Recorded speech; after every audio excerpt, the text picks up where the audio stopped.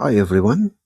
Have you ever been in a conversation where everything sounds clear, but somehow nothing makes sense?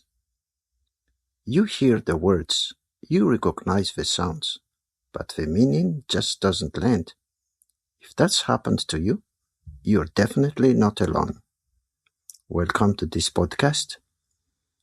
This is the place where we help you speak English with more ease and confidence, without overthinking every word.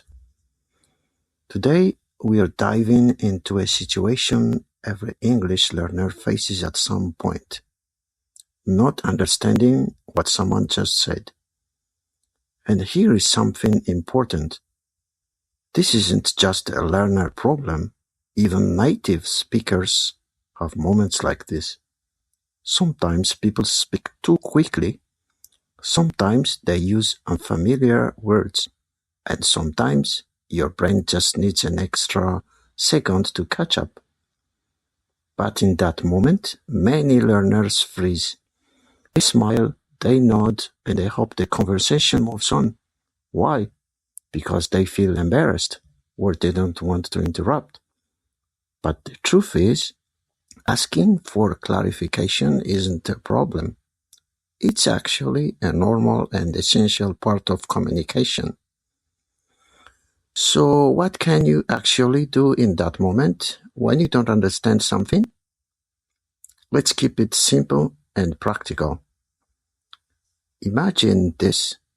You are in a conversation, everything is going fine, and then suddenly you lose the thread.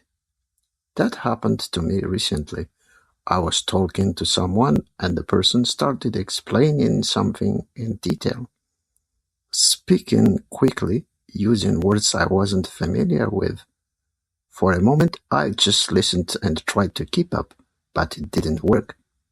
So I paused and said, "Sorry, could you say that again?" And just like that, everything changed. He slowed down, repeated the idea, and this time I understood. That one simple sentence made the conversation clear again. And it's a great example of a phrase you can use anytime. Could you say that again?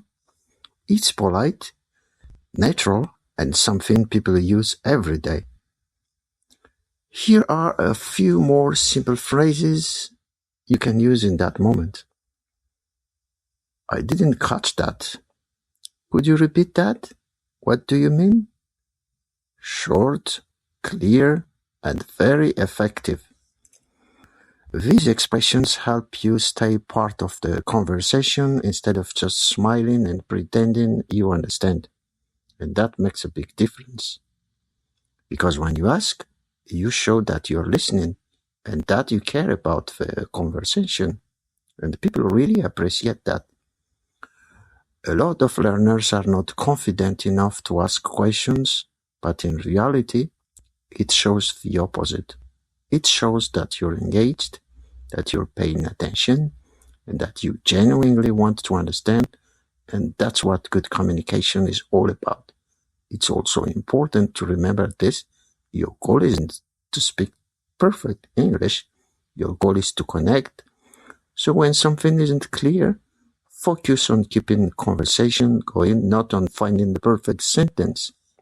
And the good news is, you don't need complicated language to do that. Simple works best. You can say things like, "I didn't get that. Could you say it again? Sorry, that word is new for me." That's real. Everyday English, easy, natural, and effective.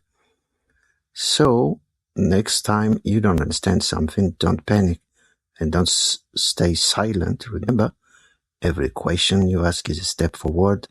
Every moment of confusion is actually an opportunity to learn. Keep practicing, keep speaking, and most importantly, keep connecting. Because confidence in English isn't about perfection.